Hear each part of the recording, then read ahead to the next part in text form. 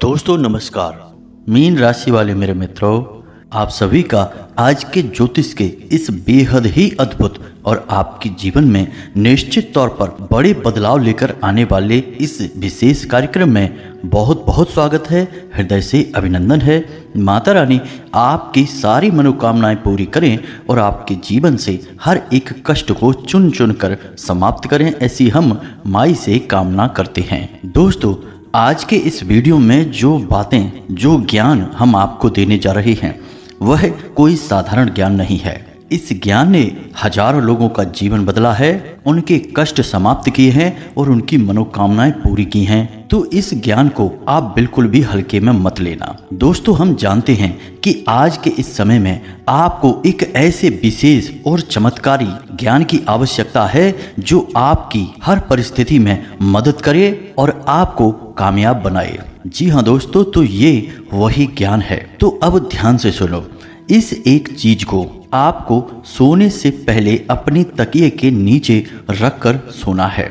इस नवरात्रि में आपने यह कार्य यदि एक दिन भी कर लिया तो निश्चित तौर पर आपको विशेष दैवीय कृपा प्राप्त होगी और आपकी कुल देवी, चाहे आपने उन्हें कभी पूजा हो या ना पूजा हो, आपकी ओर खिंची चली आएंगी और आपको सपने के माध्यम से दर्शन देकर आपके सारे दुख, सारे कष्ट समाप्त करेंगी। जी हाँ दोस्तों, इस एक चीज की महिमा इतनी बड़ी है और इसका प्रभाव इतना विशेष है कि इसे जन साधारण से छुपा कर रखा जाता है। इसे सामान्य तौर पर किसी को नहीं बताया जाता है, क्योंकि यदि सभी लोगों के पास यह एक चीज का ज्ञान पहुंच गया, बहुत सारे ऐसे लोग भी होंगे जो इस ज्ञान का दुरुपयोग भी करेंगे और दूसरों के जीवन में हानि भी लेकर आ सकते हैं। तो अब निश्चित तौर पर आपके मन में भी यह सवाल उठ रहा होगा कि आखिर ऐसी कौन सी चीज है और अब तक आपको इस चीज के बारे में किसी ने क्यों नहीं बताया।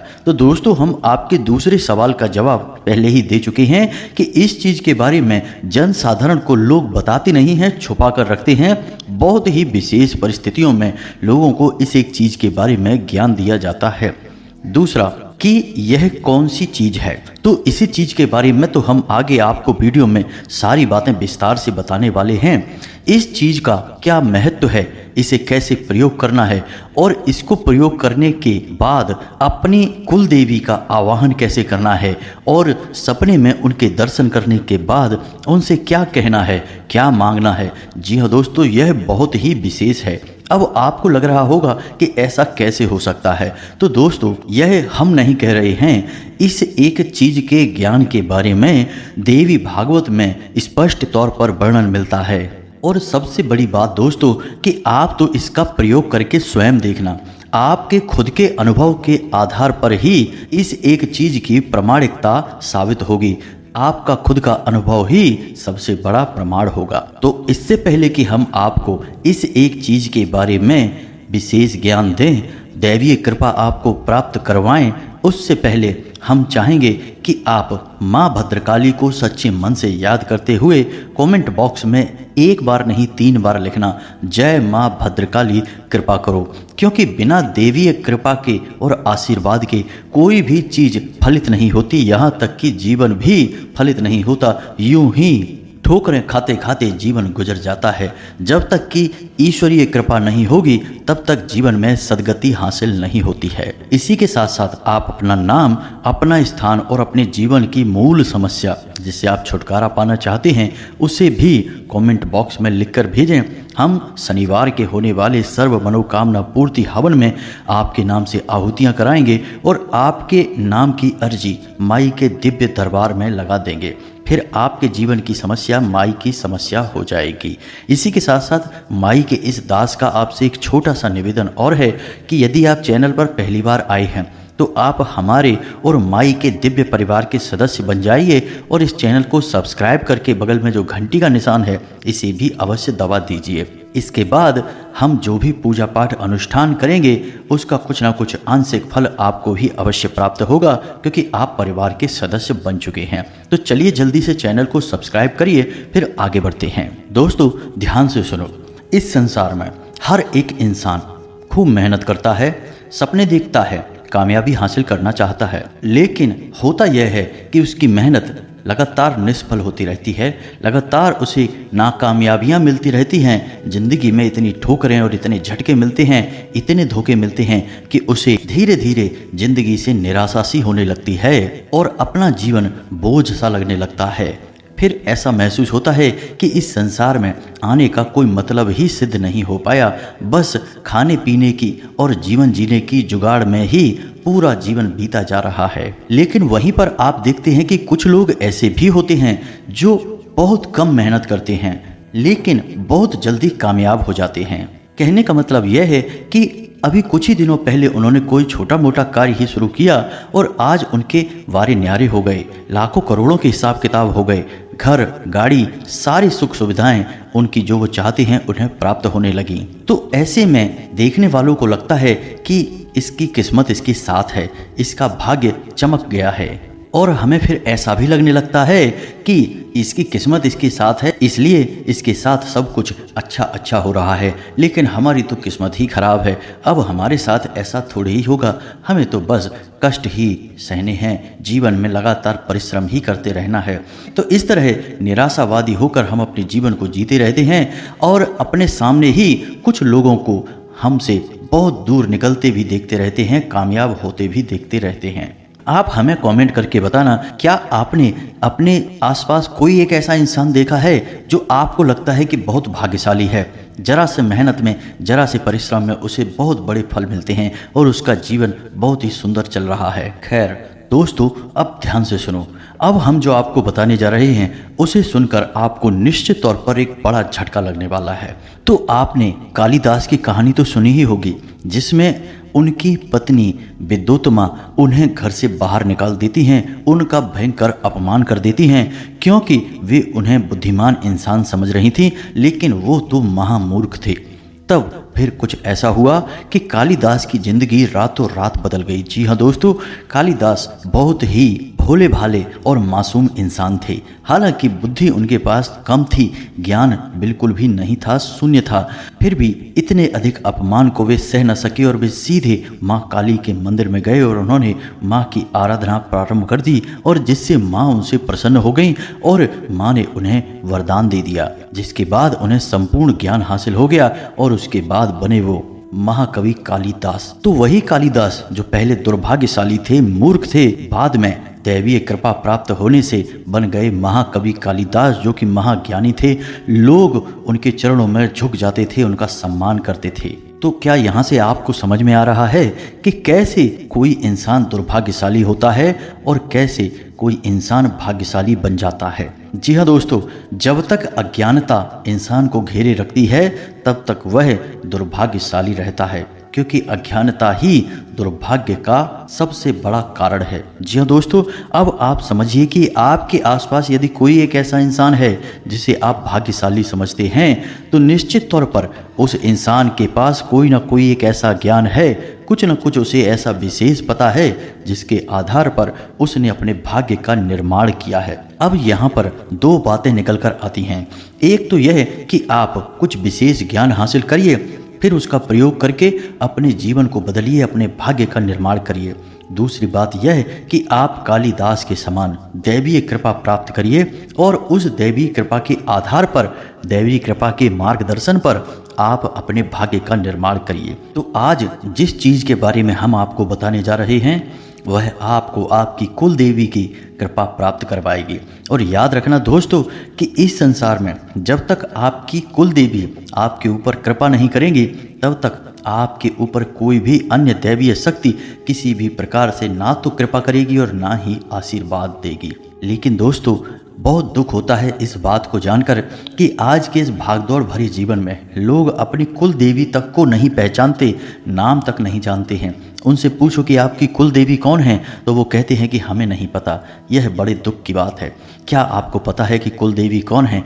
कुल देवी वो हैं जो कई पीढ़ियों से आपके कुल की रक्षा करती चली आ रही हैं, लेकिन अब जब आपने उनको पूजना बंद कर दिया, उनका नाम, उनका ध्यान करना बंद कर दिया, तो अब उनकी कृपा भी आपके ऊपर होनी बंद हो चुकी है। लेकिन इसका मतलब यह नहीं कि आपकी कुल देवी आपसे नाराज हैं। और आपके आसपास नहीं है।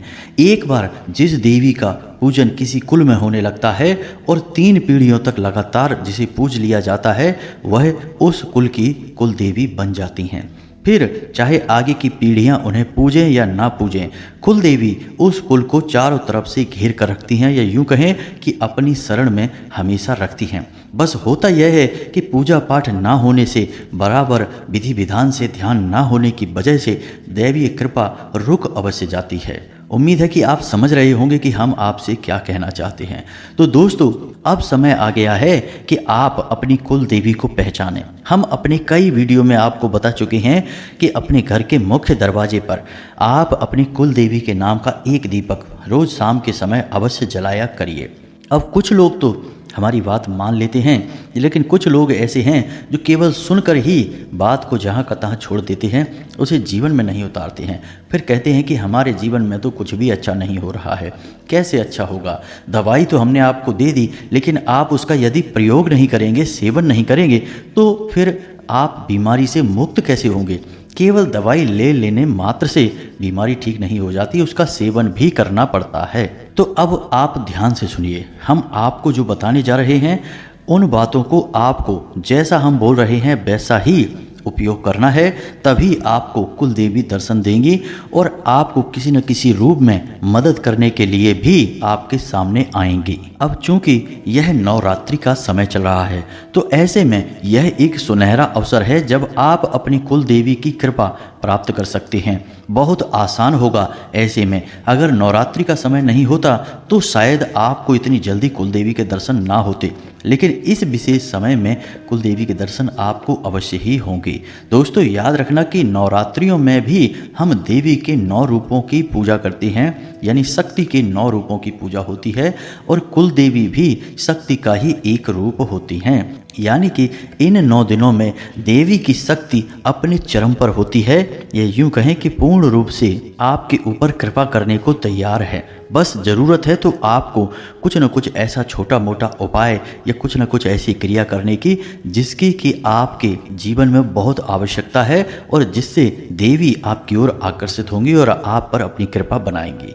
तो अब ध्यान से सुनिए, इस विधि को करने के लिए आपको किन चीज़ों की आवश्यकता है और उनका कैसे प्रयोग करना है, सारी बातें हम आपको विस्तार से बताने जा रहे हैं। तो दोस्तों, इस क्रिया के लिए आपको पान का एक पत्ता चाहिए, एक सुपारी चाहिए, इलायची, साथ ही साथ लौंग का एक जोड़ा और थोड़ी सी मौली और सिंदूर, साथ ही साथ एक चांदी का सिक्का। जी हाँ दोस्तों, इस सामग्री की आपको आवश्यकता रहेगी और दीपक जलाने के लिए गाय का शुद्ध घी चाहिए। अब आप इस क्रिया को कैसे करेंगे यह ध्यान से समझिए। इस क्रिया को आप नवरात्रि के दिनों में किसी भी दिन कर सकते हैं। दिन की कोई विशेष आवश्यकता नहीं है, हर दिन माई का दिन है।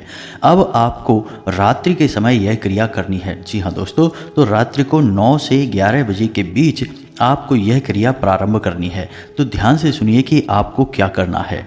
सबसे पहले आपको स्नान आदि करके शुद्ध होकर अपने घर के पूजा स्थल पर जाना है।